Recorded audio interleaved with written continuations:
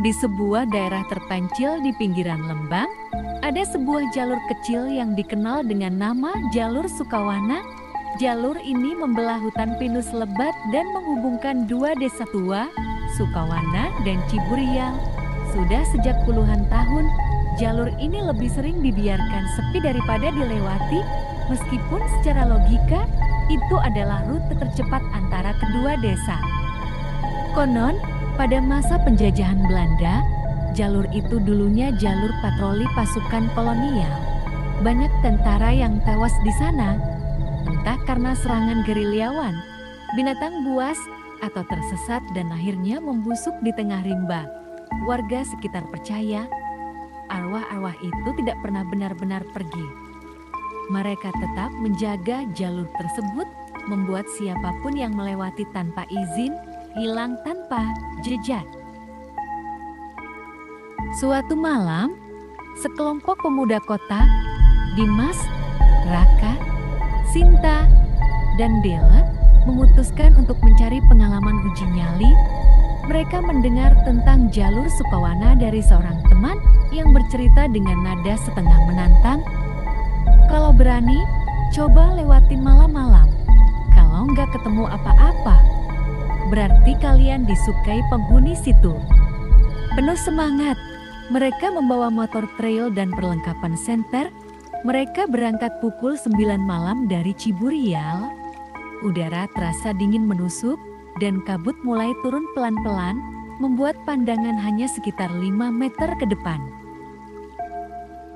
Di awal jalur, ada sebuah papan tua, katnya sudah luntur, hanya samar-samar tulisan itu bisa dibaca.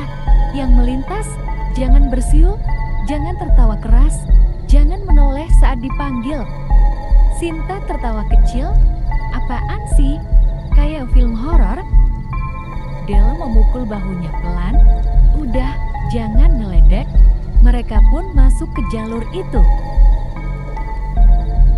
Belum setengah jam berjalan, suara-suara aneh mulai terdengar. Seperti langkah kaki yang mengikuti mereka. Kadang suara bisikan samar, seperti seseorang menyebut-nyebut nama mereka. Padahal, jelas tak ada siapa-siapa di belakang. Sinta merasa pundaknya berat, seolah ada yang menumpang.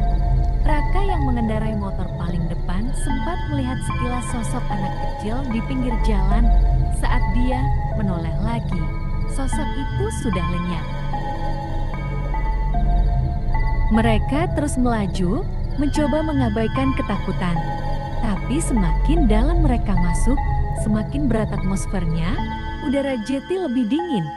Kabut menebal, tiba-tiba dari balik pepohonan, terdengar suara perempuan menangis. Tangisan itu memilukan, seperti seseorang yang kehilangan segalanya. Dil yang paling sensitif, hampir menangis sendiri karena merasakan duka yang amat sangat. Tanpa alasan jelas, Raka berteriak, terusin aja, jangan berhenti. Namun, motor mereka mulai mogok satu persatu, seolah ada yang menahan mereka untuk tetap tinggal. Saat mereka berusaha mendorong motor, dari kabut muncul sosok perempuan. Pakaiannya lusuh, robek-robek, wajahnya tidak terlihat jelas, hanya rambut panjang menutupi wajah.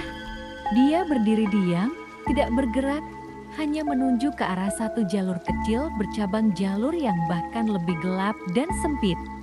Sinta mulai panik. Jangan ikutin dia.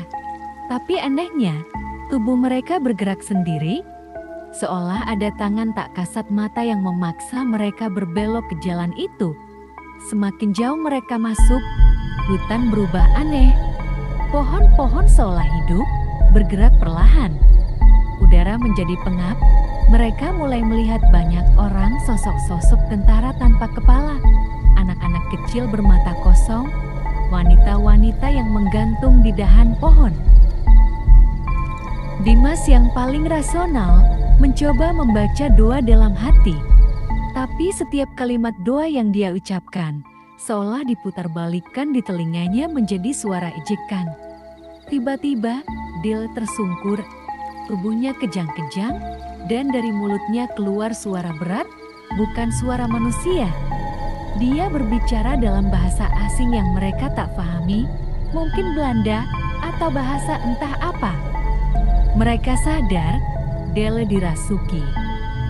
Dengan sisa tenaga, Raka menggendong Delle. Mereka lari, membabi buta menembus hutan. Entah bagaimana, akhirnya mereka menemukan jalanan berbatu tanda bahwa mereka hampir keluar dari jalur angker itu.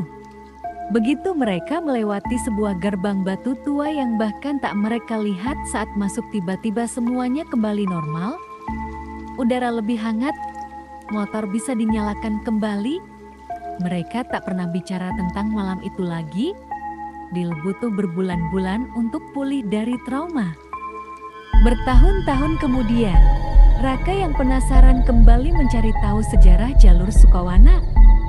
Dia menemukan catatan tua. Ternyata di masa lalu, di hutan itu, terjadi pembantaian besar-besaran terhadap penduduk lokal yang dianggap membantu pejuang kemerdekaan. Korban-korbannya dikubur massal di sepanjang jalur tersebut, tak pernah mendapatkan pemakaman layak. Itu sebabnya, setiap orang yang melewati jalur itu harus menunjukkan rasa hormat atau bersiap untuk tidak pernah kembali.